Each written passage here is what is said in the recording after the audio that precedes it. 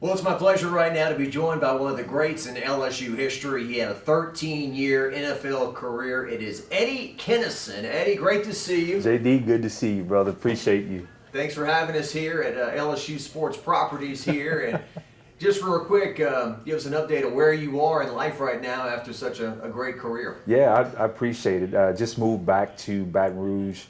I guess it was March of 20, like right before COVID. I was a director of player development under Ed Orgeron for 2 years, and I just recently been moved into the LSU Sports Property role. So my son Griffin and we're back in Baton Rouge, brother, and enjoying every aspect of it.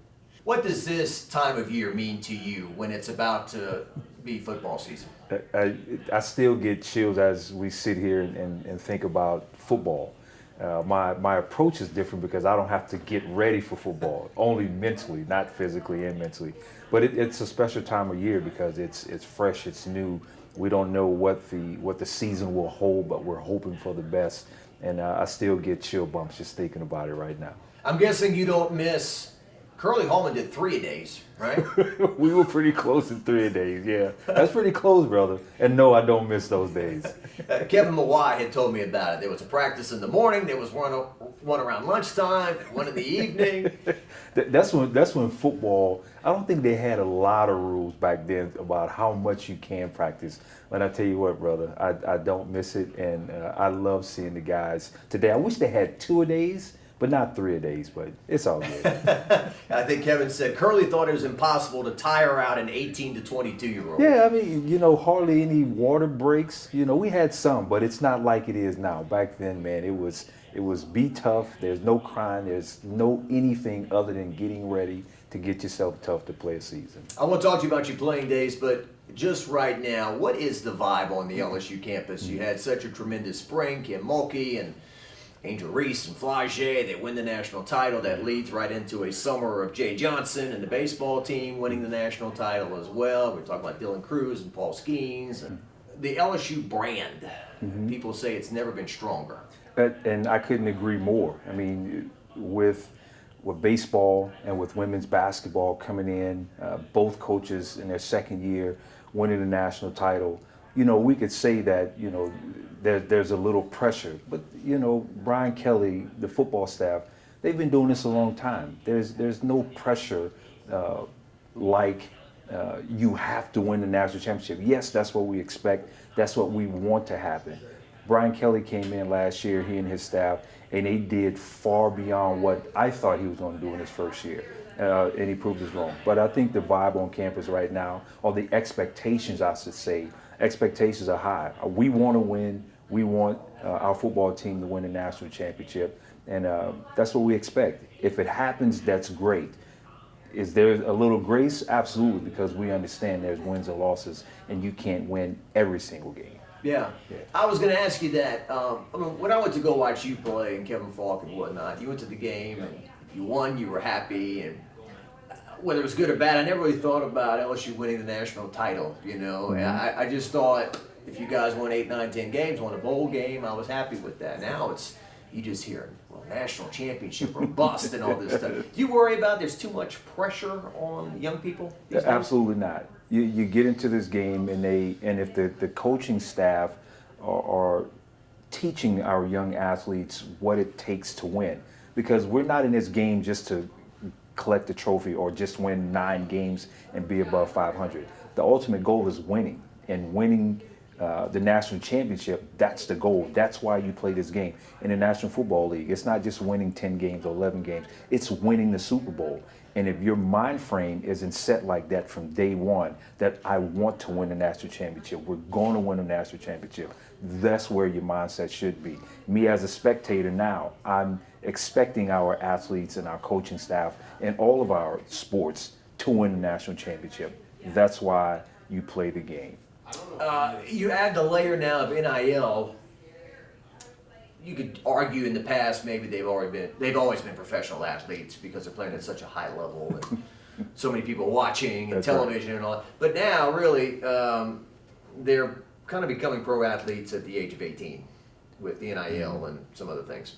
That's right, and I think it's a wonderful thing. I'm glad the athletes are getting their due as of right now. There may be some times, AD, where I want to go back and see if I can get an NIL deal from 1992 to 96, brother, when I played. But it's so wonderful. You know, the guys that played before me, they paved the way for me to have what I have when I was playing. And it's the same thing. Myself and all of my teammates that we played with here at LSU, we just helped pave the way for our athletes today. And I love seeing how everything has shifted, especially in the young athletes' favor. I'm trying to think of an Eddie Kennison NIL deal. It'd be something like, the only thing faster than Eddie Kennison is a Dodge Chrysler from, whatever. I tell you what, brother, if we had NIL deals in 92 and I came in, I probably would have been a millionaire, at 17, 18 years old, no question. Could you have handled it? It would have been tough. Yeah. But I think I could have. I did pretty well with the money that I did make during the off season. Some grant money that was allotted to us during scholarship time when we moved off campus, and I did pretty well. And it would have just been a lot more fun. Well, I'm trying to imagine the coaches you played for. God bless them. That's how they were brought up, old school coaches. That's right. And my father in the military. My dad was an accountant in the military, so being pretty diligent with dollars. It was portrayed pretty good. Well, you come to LSU in the 90s when they were struggling a bit. What do you remember about those early days with, they were talented players. I mentioned Kevin Mawai and there were some other guys, but it was a struggle in the beginning with Curly and the losing. Sure, and no one wants to lose. If I remember correctly, 1992, we had the #1 recruiting class in the nation. Big David LaFleur was a part of that football team. Gabe Northern and James Gilliard, and we had 5 running backs from 5 different states that came in. Myself, and so we were expected to win. It was a great recruiting class. We just didn't win, and for whatever reason, whether it was coaching, whether we didn't get it as student athletes, we just didn't get it done those first couple years with Curly. Yeah, and.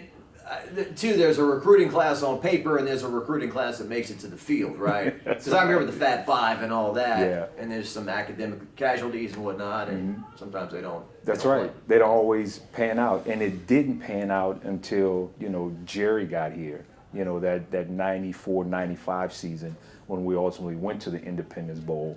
That first year, and from that time on, a lot of people won't go back that far, take a look at it, but I think before that 94-95 season, last time we won a bowl game was 87, 88, yeah. Somewhere in there. Yeah. And then from that 94-95 season, that's where LSU football really took off, and we began to win a lot more games and bowl games and national championships. Before I talk to you about DiNardo, so in 94, looking back on it, I've talked to Jamie Howard, he felt like you guys had a good team. Mm-hmm. That Auburn interception game, perhaps if you stop throwing the ball and you hang on and win that one, that's right. Just run the fullback 3 times and punt. That's right. And don't forget, we had those 5 running backs as well. I mean, we had some guys that were playing some good football. But, shoulda, woulda, coulda. I love the aspect, throw it. You don't know what's going to happen. It just so happened that, it ended up being one of those games, and that's all right. That's all right.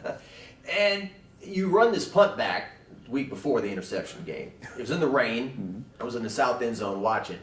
And it's the old, you don't return a punt inside your 10-yard line, much less your 1, right? Or in the end zone. You took it out of the end zone. Out of the end zone. So, and the only reason I did that, and I've told this story a couple of times since I've been at JD, that like leading up to that Mississippi State game, Curly and I, I love Curly Hallman still to this day. We talk every so often. But that particular week, for whatever reason, I was a little upset. I think we had butted heads a little bit. And I'm just like, I'm picking anything and everything. I don't care what it is. And it just so happened that, that history punt return happened during that week. What was his reaction after that? Well, we had a meeting. He was like, "Well, you know how Curly used to talk. Eddie Kennison, if you're gonna do something, don't do it like this. But if you do it, make sure that you get the same results." So that was kind of his deal, and we went about our way, and we had some pretty good fun with it. Right, because they always say it's about the process, not the result. That's right. That's right. Yeah, so the process wasn't what we taught, but how am I going to argue with the result? With the results, that's right, brother. Yeah, yeah. And real quick, LSU last year, I think their longest punt return was 12 yards. And, with people like you and Kevin Falk and the kick return over the years, the athletes and whatnot, I know they've worked a lot on special teams in the offseason to improve, and now they've added Aaron Anderson, who they've got high hopes for. So I think the return game should be a lot better this year. Yeah, and we hope so. And, for whatever reason it was, whether it was coaching, whether it was scheme, whether it was athlete, whatever the case was, it just wasn't up to par. And hopefully this year, we'll see a big difference, because I think there's a new special teams coach this year. So I'm sure the scheme and everything will be different. And I can't wait to see, what the return game looks like. DiNardo, so just from a fan's perspective back then, I mean, he was very, very popular because he came in and he started winning. He had a pretty good personality at press conferences. He would say funny things, make people laugh. I think he was engaging to the fans. I've talked to some former players, like, DiNardo, to this day, some don't love him, but you did win. And he from his perspective, he had to come in and say, hey, look, these guys have been losing, so I got to be hard, what on them. So what do you remember? I remember the meeting, Todd McClure told me the team was going to walk out, and only one guy did. So my experience with Jared DiNardo wasn't very good. He was a reason why I left as a junior and made that decision pretty quickly. We butted heads. And if you can remember, if you go back, we butted heads like right before that first season, and he didn't start me for the first 2 games. And Larry Edmondson was my receivers coach at the time, and we were playing Mississippi State in Starksville, and Larry went to Jerry, he's like, you got to put Eddie in, because the guy who had started before me, I think he had dropped like 4 balls in 2 games. And when he finally said, okay, put Eddie in the football game at Mississippi State, first play, you can go back and see it, first play in, it was a 56-yard touchdown from Jamie Howard against Mississippi State, and I never looked back from that point. Because I remember, too, like before you got there, I remember Curly Hallman and Todd Kinchin couldn't get on the same page. They're always butting heads. And as a fan, I'm like, play Todd Kinchin. He's the best guy on the team, So what was it? Did he think, okay, this guy's real talented, he thinks he's real talented, or he's got an ego? Or what it was me wanting to run track, and he wanted me to go to spring ball, and I wasn't going to run track and practice the track and go to spring ball. So we had a nice little shouting match in his office, and he told me that he was going to take my scholarship from me. And then I went to Pat Henry at the time and said, I think I'm going to go to Louisiana Tech, because my cousin and my best friend were playing ball at Louisiana Tech. And Pat was like, nah, I got a scholarship for you if he takes it. So, and that was kind of, and I never did go to spring ball, so we butted heads those first couple weeks. And Jerry and I don't think we talked for the rest of that season. I just played ball. He was coach, and Larry Edmondson was the receivers coach who gave me all of the details I needed. You were on a full football scholarship the whole time and never got yanked, right? No, it never got yanked. Yeah. No. Have you talked to Jerry since? No. Hadn't talked to him? Have not. Okay. Because I know like Trev Falk, I don't want to use the word hate, but he and Saban, I think he hated Saban. Same thing. Right. Left well, junior year, I'm a Christian guy, JD. I don't hate anybody. I just love them from a distance. Would you like to talk to him one day, or? Oh, absolutely. Yeah, absolutely. Okay. Do you now how old are you now? I'm 50. You're 50, 50. 50. Look at this guy. I guess 10 years younger, right? Do you see some of the methods of the madness now? Do you understand, or are you still kind of eh? Well, if I agree to something, I'm going to do my best to hold up my end of the bargain.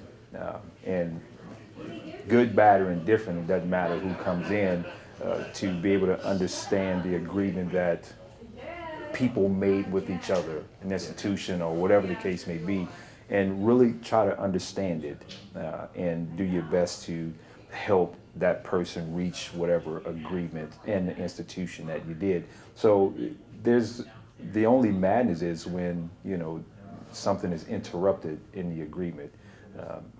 And once it's interrupted, then that's where you butt heads. Well, let's talk about the good things of '95. So you win.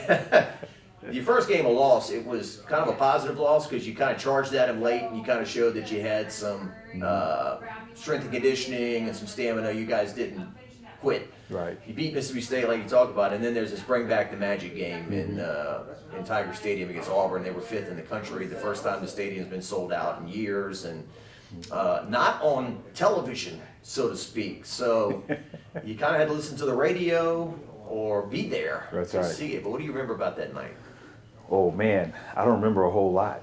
I really don't. Gosh, man, I probably should have did my homework. Troy Twilley, right? Yeah, Troy Twilley. Interception at the end. I remember that. Yeah. Oh, but I don't remember a whole lot. Well, Jamie Howard, he wins that game at quarterback after the nightmare of the year before and everything. What was Jamie like as a teammate? I still love Jamie Howard to this day. Jamie Howard was a phenomenal teammate, a phenomenal human being, and he's still that way, and we're still good friends to this day. Wow, man, I can't speak enough positive about who Jamie is and who he was as a teammate, as a person, and who he ultimately became as a husband and as a father and as a businessman to this day. So love Jamie Howard to pieces. Yeah, in an era where there was no transfer portal, and the fact that he stuck it out through, he went through probably the worst experience a student athlete could go through after that Auburn interception game. Yeah. Stuck it out. And I mean, Jamie was, he's born tough, just like any other thing that you raised as a kid, especially in Southwest Louisiana, just growing up right there in Lafayette. I mean, he grew up, being a tough kid and being around all of us here as teammates. Once you get in that locker room, we have to support him and vice versa.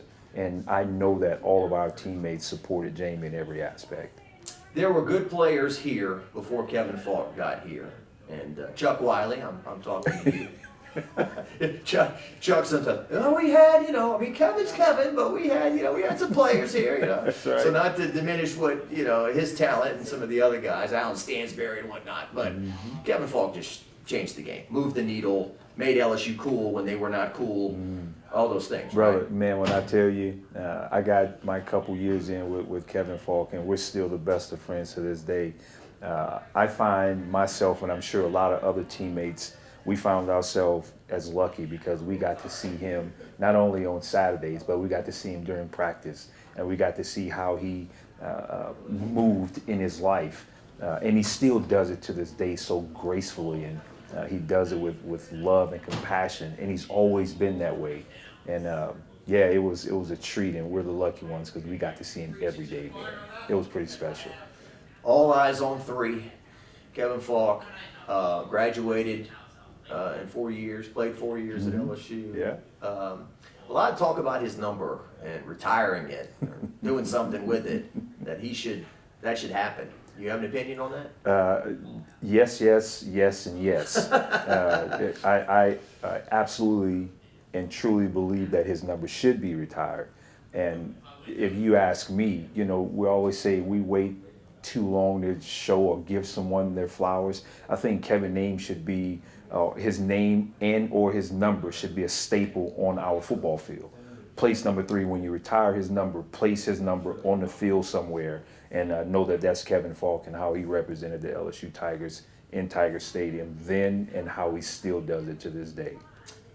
What kind of leader was he in '95? Because he's a true freshman. Sure. Quiet then. Right. And he's still pretty quiet. Yeah. He was a graceful, young leader.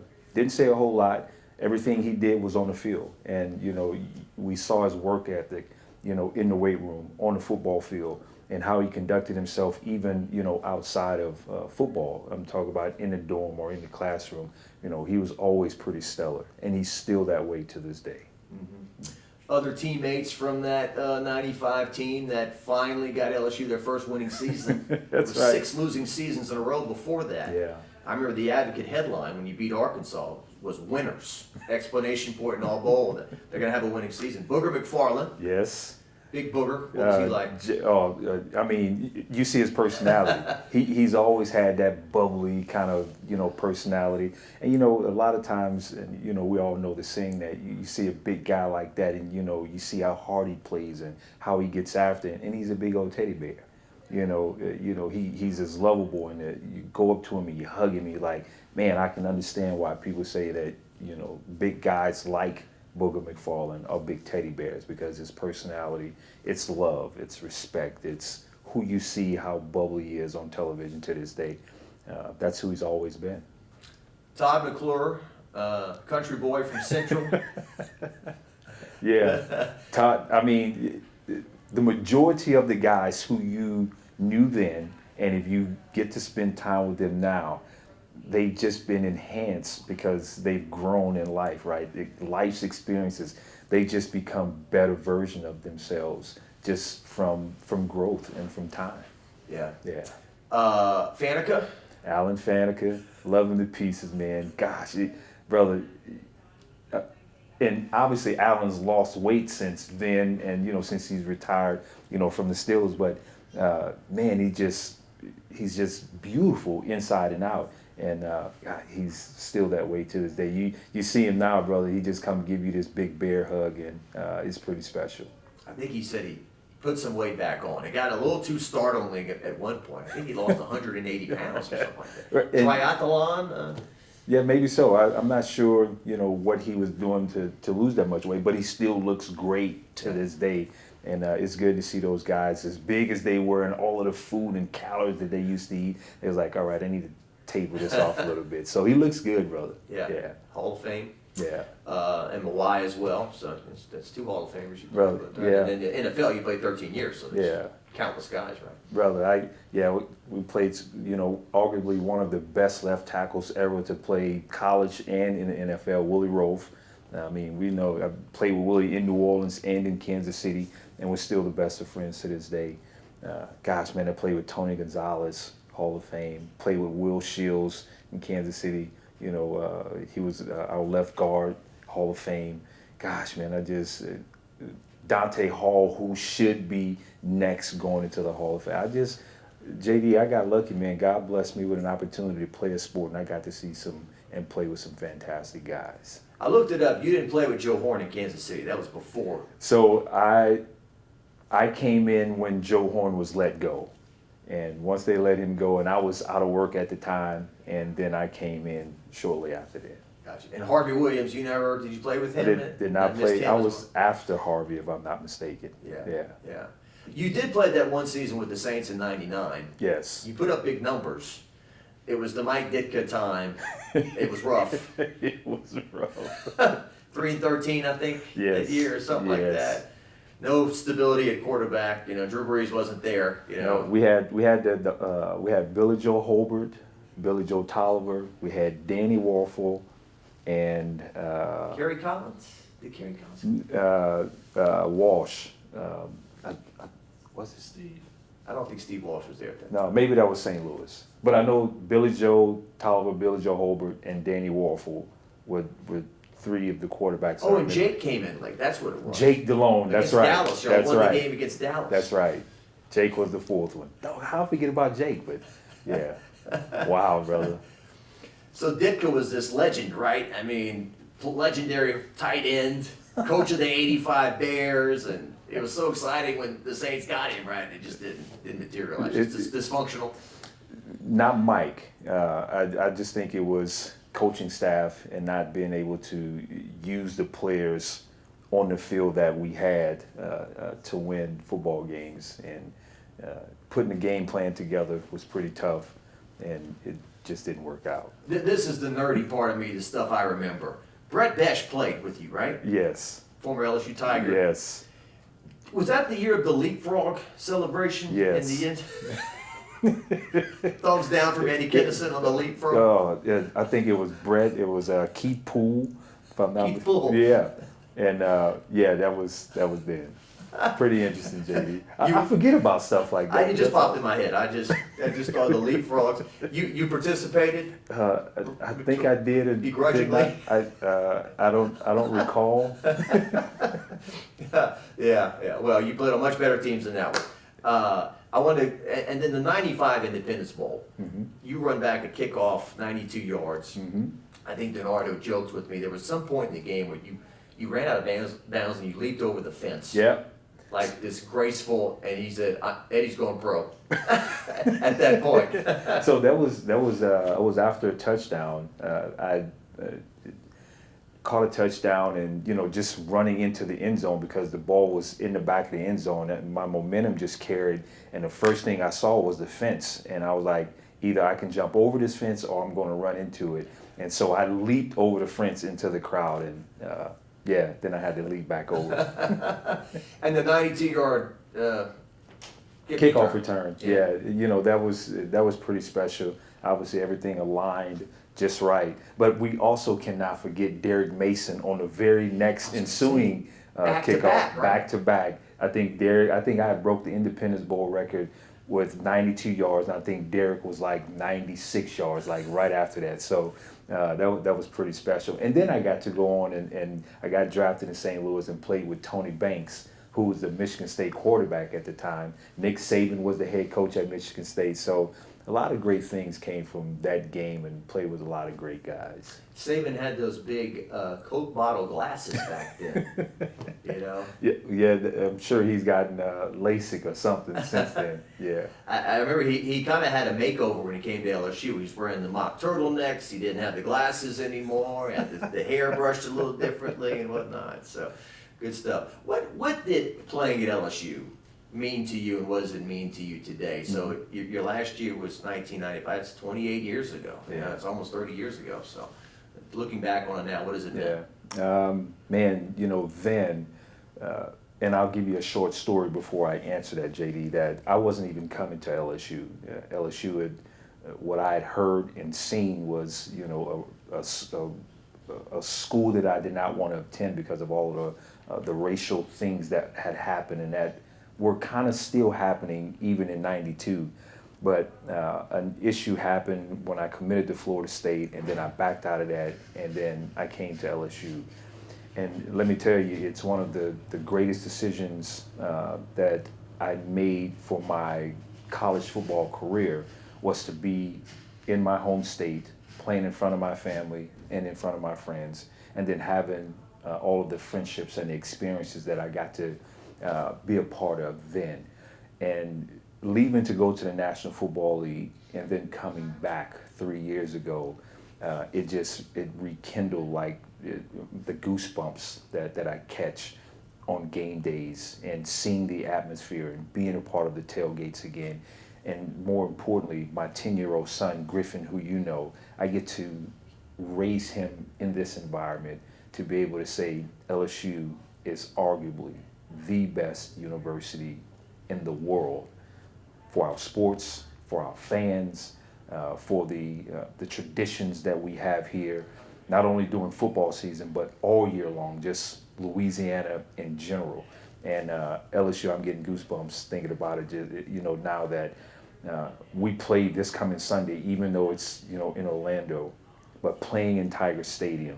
And like you said, I played 13 years in the National Football League, and the only stadium that comes close to Tiger Stadium is Arrowhead, well, now Gia Field in Kansas City. Tiger Stadium, there's none better. I don't care. You can say because you went to another school or whatever. Me personally, and you can ask the guys who played in Tiger Stadium, this is the best in the world. Yeah, very profound stuff. I appreciate it. And not to get too deep with you, but yeah, you come here in the 90s, LSU's losing. Southern across town was kind of having their best years, and you'd hear about some people at Southern, they don't root for LSU because of things that go way back. And it does seem that this generation, to a big extent, says we're not putting up with that. Like Joe Burrow, like when some of this stuff started bubbling up again in the summer of 2020, that this is not the way we do things. And you see Emory Jones and Will Campbell, their best friends, that stuff that even crossed their mind. You think we're in a better place today? I think with the younger generation, they're in a better place. I still think, I know that there's still things that are racially motivated on a daily basis. I mean, I turned on the news this morning and just a guy in Florida a couple days ago, white kid goes into a Dollar General and, he kills 3 black people in the Dollar General in Florida and then turns the gun on himself. And that's happening across the globe. There's still some things that I've seen and witnessed, here in Baton Rouge that's still going on. You cannot get away from it.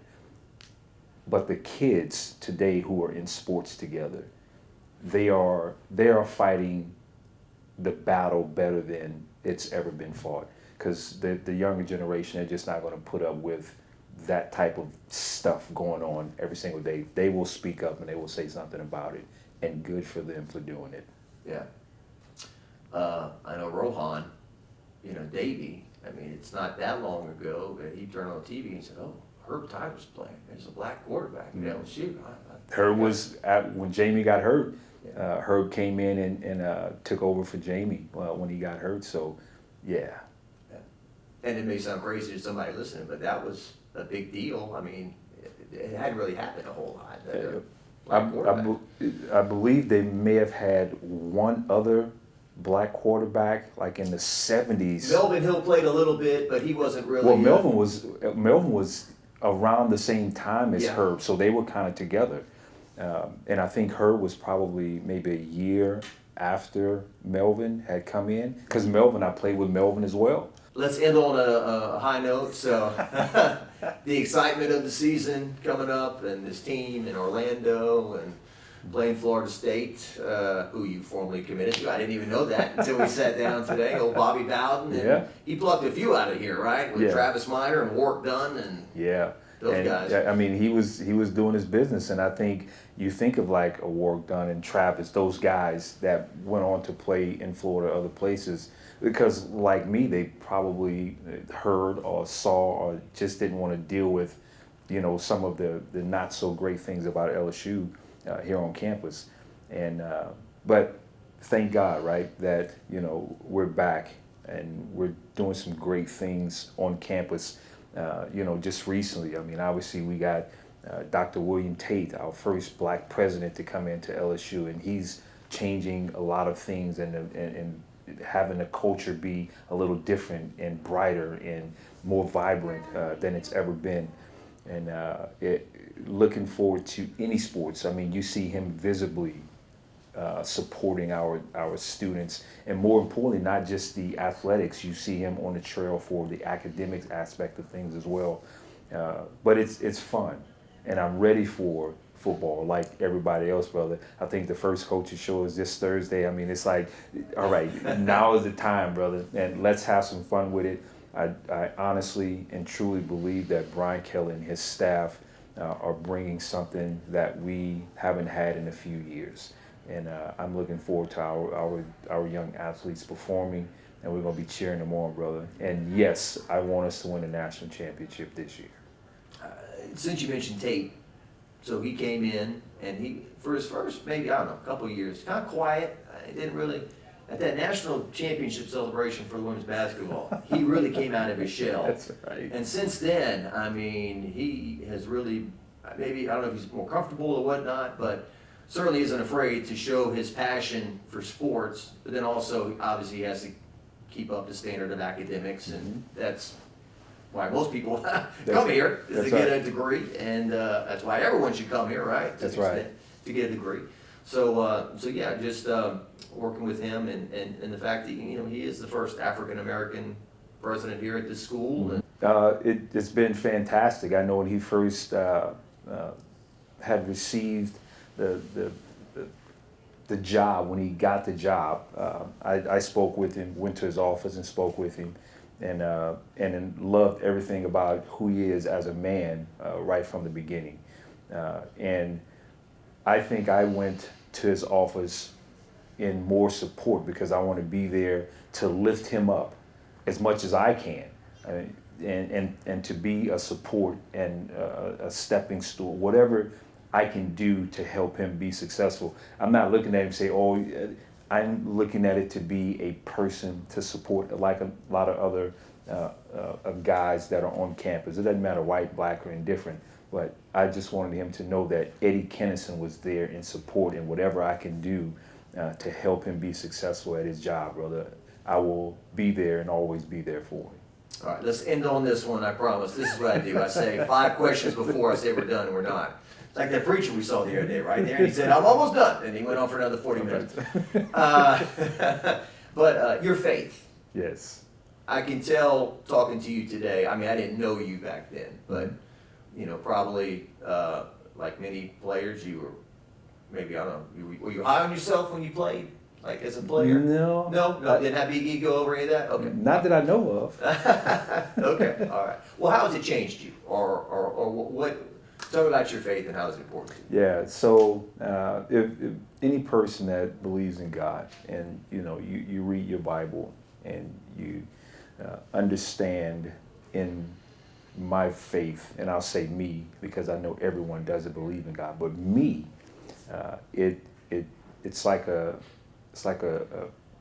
ground that I can stand on that's solid.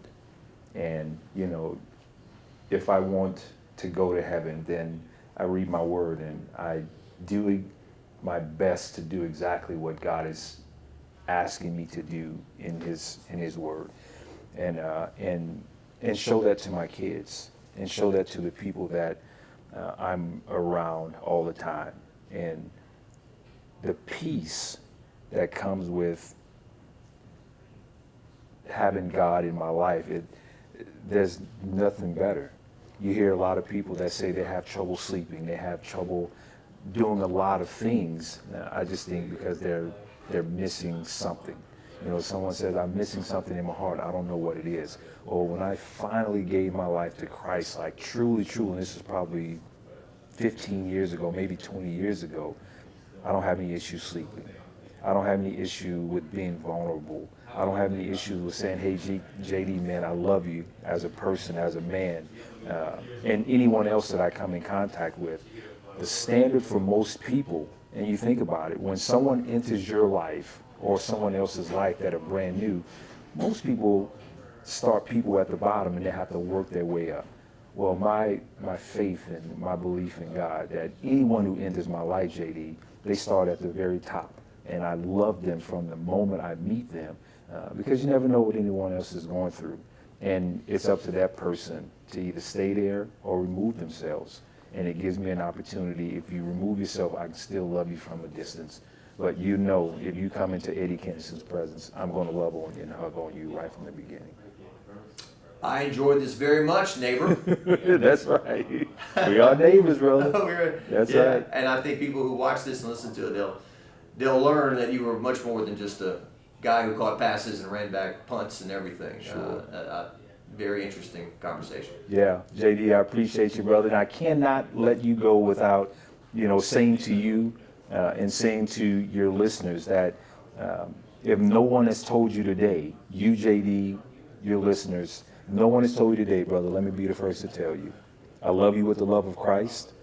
There's absolutely nothing that you can do about it, man. And be a light that shines so bright that it has the impact to save someone's life. Well, I was going to make a 90s reference. I'm not worthy to a 90s guy back in return, but thank you so much. I appreciate those very kind words. Yeah, and you're welcome. I hope people, when they see you, they go tell you hello and they get something like that. That's right, brother. From you. I give hugs. Thank you, my friend. Thank you, JD.